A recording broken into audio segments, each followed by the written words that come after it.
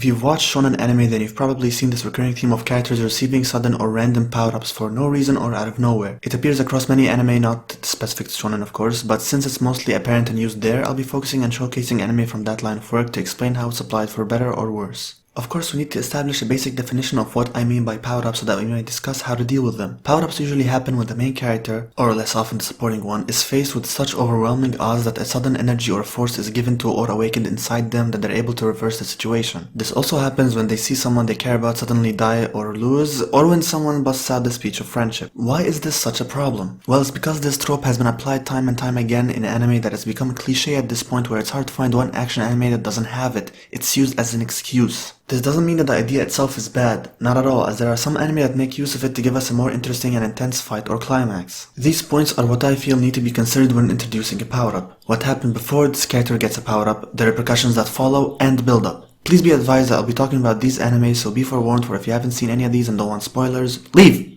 One of the most well-known scenes in anime is Goku transforming into a Super Saiyan. Now, is this power-up a good one? First of all, the build-up. The moment Goku arrived on Namek, we see that Vegeta introduced to us the concept of a Super Saiyan and that this form exists. We already know that Goku had been training in space for almost a week under 100 times Earth gravity, so of course he's gonna be much stronger than the last time we saw him fight. But how strong exactly? We don't know. Before we're able to get a sense of his newfound power, he's tricked by Ginyu and his body is damaged, so we aren't able to witness the full change. Yet. After being revived back to health, we know that his strength has increased double what it was, or even more since Saiyans gain newfound power after recovering from huge amounts of damage, which is an idea introduced before this point. Again, build up. So when Goku fights against Frieza, we will have some idea of where his newfound power is coming from. Now let's see what the author has done. Introduce Super Saiyan concept. Goku came out of training, revived so times 2 or more strength. Take note that all of these happened way before he even transformed. This is how strong the build-up was, and at any moment if something were to awaken in Goku, the viewers can understand how it happened, but even with all of that, he still couldn't beat Frieza. Now let's see what happened before Goku became a Super Saiyan. Before Goku achieves this form, we see Piccolo and Krillin die at the hands of Frieza, one of whom exploded right in front of him. All that's left on Namek was him and Gohan, whom Frieza turns to kill next. This prompts Goku to awaken this new power and is able to compete with Frieza, whom up until this point was shown to be overwhelmingly stronger than all the cast combined. Piccolo was the whole reason the characters came to Namek in the first place, so when he appeared to be killed, even the audience weren't sure how the other characters were supposed to be brought back now. The situation was hopeless, and so Goku's transformation happened at a time where nothing else could be done. Yet even when Goku was able to stand next to and above Frieza with his newfound power, the author didn't let everything magically work out, which introduces my last point that I mentioned before, the repercussions that follow. Planet Namek got destroyed. While they were fighting, Frieza realized that if he couldn't beat Goku in strength, he'll just destroy the planet and he'll automatically win since he can breathe in space. Attempting to do that, he damaged the planet enough so that it would be destroyed in 5 minutes. Then 10 episodes later, when 5 minutes have passed, even though Goku won, the planet was destroyed, and as a result of that, Goku was hurled into space and stayed away from the other characters for 2 years. This transformation didn't come without a price for Goku or the other characters, as the Namekians had to stay on Earth for many months and Frieza would later come to Earth trying to destroy it with Goku nowhere to be seen. Super Saiyan is a term almost synonymous with Dragon Ball and well known throughout fandoms outside of the series, and I think that's because it was handled so masterfully that it would go on to become an icon to the series as a whole. Now if only more anime power-ups were handled even remotely as good. Of course, the first thing that comes to mind when I think of a bad power-up, or an extreme failure of one in this case, is Bleach. I can bring up any arc of Bleach to talk about the myriad of power-ups presented in each one and how unreasonable each one of them is. But the one I'll focus on is the Ichigo Aizen fight, since the bad points here are abhorrently apparent. Let's start with the build-up.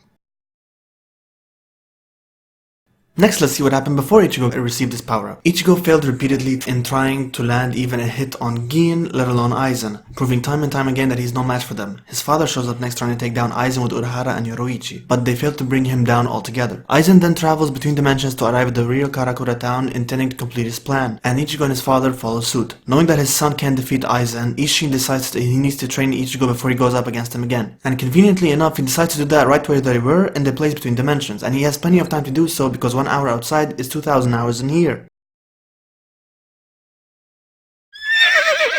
Ichigo just got an overwhelming advantage as the author tries to get him closer to Aizen in power, and here's where this plot device already falls apart. In giving us this info, the 1 to 2,000 hour equivalency, and applying it, the author is already starting to move the story so that it favors the main character, Ichigo. Now, if you've been following the series from the beginning, you'd already know that no matter how much extra time Ichigo gets, he won't be able to match Aizen in power since he's only been a Soul Reaper for less than a year. Although we don't know how old Aizen is, how long he's been training, or how long he's been preparing his plan. The past arc revealed to us that this plan has already been moving along for more than 100 Years! Not only that, but literally a couple of minutes ago, Aizen faced off against what was left of the Gotei 13 and single-handedly defeated all of them, in addition to overpowering Urahara, Yoruichi, and Isshin, all of whom have been established to be extremely stronger than Ichigo. So in the end, it all boiled down to the main problem in Bleach and most anime that use this trope. The main character must win, so I will do whatever I can to make that happen, no matter how little sense it makes. And boy oh boy did it not make any sense. Lastly, let's see what happens after Ichigo receives his power-up and the repercussions that follow. After arriving at the real Karakura town, Ichigo fights Aizen, and to nobody's surprise, any weight or tension that was previously present is quickly dispersed as Ichigo easily overpowers him. All the build-up to show how conniving, strong, and fearsome Aizen is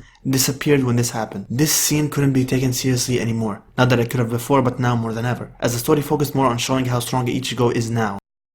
But why? Why was Ichigo suddenly stronger than someone like Aizen? What is the basis of power in this world for us to understand how Ichigo was able to progress this far in such a short amount of time? What the hell is the final Getsuga Tensho, and why wasn't it mentioned anywhere throughout the story except when it needed to be used? Bleach decides to forego any and all explanations for these questions as it chooses to focus on more important topics like Ichigo's new sword and long hair. It continues with Ichigo trying to add weight to the scene by stating that using the final Getsuga Tensho will result in him losing all his powers and won't be able to be a Soul Reaper ever again.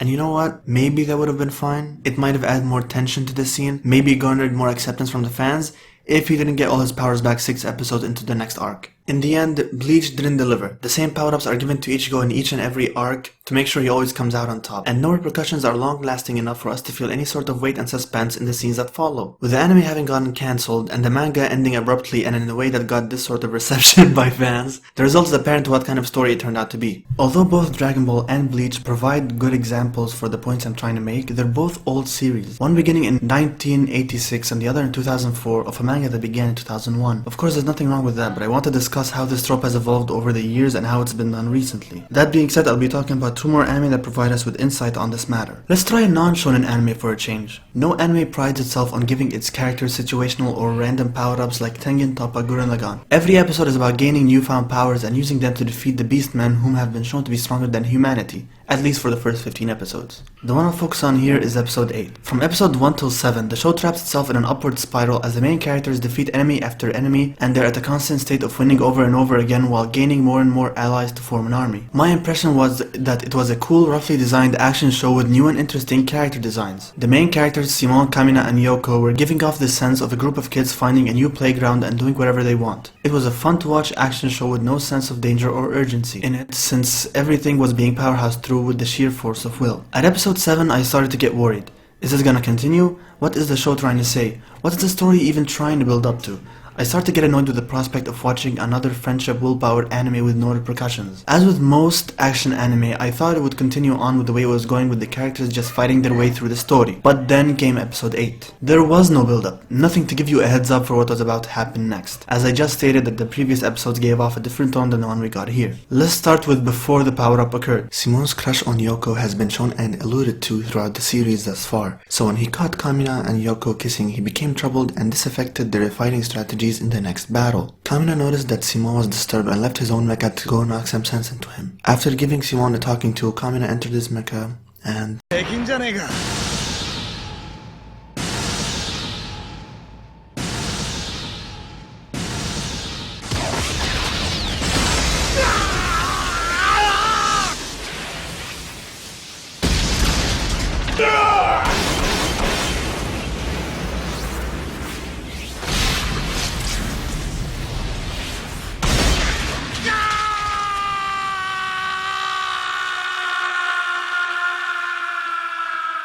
Kamina, the leader of Team Gurren, the one who kept going headstrong into everything and kept yelling about reaching the heavens, was taken down in the most brutal way we've seen in the show so far. After showing everyone's distraught faces and the animation scenes going dim, the show started to give off a different vibe and was alluding to Kamina's death. When they were being cornered though, Kamina got up, merged with Simon, and reassured everyone to keep going as they unleashed their most powerful attack yet. Finally, the repercussions that follow. Even though the beastman took down Kamina, through sheer force of will, he got back up, attacked them head on, and with Simon's help overpowered and defeated them. During this time, Kamina was giving Simon advice as if it was his last will. But with everybody fighting back now and their theme song being played in the background, the show started to uplift your spirits and convince you that everything was going to be okay, at least until Kamina delivered the final blow. This was the moment Gurren Lagann changed from an action-adventure show to a coming-of-age one. Kamina died. Everyone else was left to deal with the disparity of the situation, with Simon being the most affected by it. The story goes on next to show Simon dealing with Kamina's death, him becoming the leader of Team Gurren, and moving on past his trauma. Suffice to say that the results of this fight affected the show as a whole and changed it completely. I was impressed by how the show chose to handle its power-ups. Unlike Dragon Ball or Bleach, it was not used for the sake of making someone stronger or defeating an unstoppable villain, but for the sake of advancing the story with less emphasis on the details of the power-up itself. It doesn't matter how they powered up, it's what happened as a result of that, which I think is one of the strengths of Gurren Lagann and what sets the show apart from most anime that use this trope. So far I've presented 3 different ways of doing power-ups. That's why lastly I'd like to discuss a show that has a mixture of all of these together.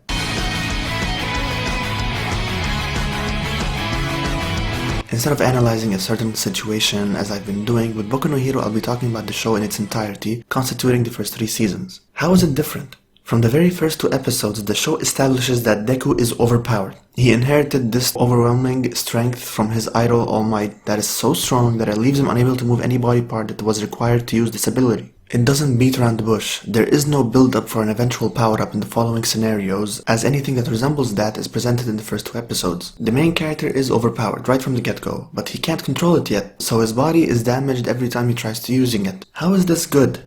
Limits were set immediately when Deku obtained his power. The story tries to reassure the audience that even if he can defeat enemies with a one blow or kick, the kick comes later in season 3 when he learns he has legs, he won't escape unscathed. And this will be a problem going on as he starts fighting stronger opponents. Although he's presented as having the strongest ability, Deku is actually at a huge disadvantage when the fights start lasting longer than the first or second punch, in the beginning at least, which forces him to rely on his teammates to cover for him as he learns to adapt to this new ability throughout the show. However, even when the show sets these limits, it doesn't always uphold them. In season 2, during the tournament arc, Deku fights Todoroki, and at this point he's able to flick his fingers to release a portion of his power, which results in him breaking one of them instead of his entire arm. Progress. After continuous attacks that left his arm and fingers broken, Todoroki was still coming hard at Deku, who had nothing else to attack with, at least nothing we've seen before. And at this point tension was being built as Deku had to think of a way to get out of the situation, and we were excited to see what he thinks of.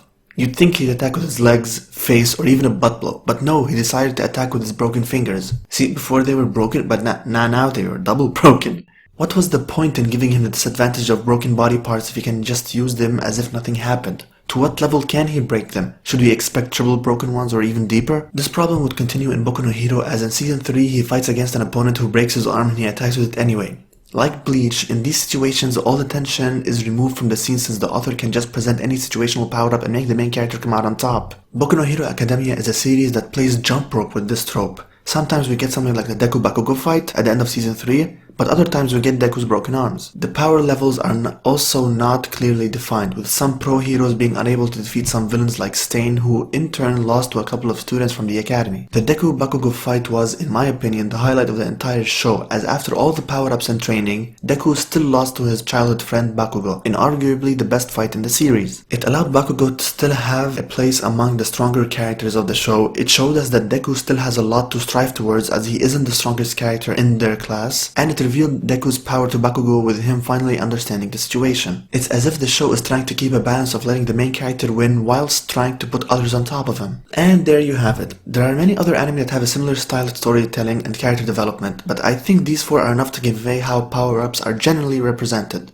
Presenting a power-up through strong build-up, presenting it on the fly with no thought whatsoever, presenting it for the purpose of plot progression, presenting it in a balance between winning and losing. I hope I was able to explain to you the different ways anime go about developing their characters and story through power-up, and I hope you enjoyed this video. I'll be tackling many other core themes that most anime use and thoroughly analyzing them. So stay tuned. This has been BA Mario on Nanaathi. See ya!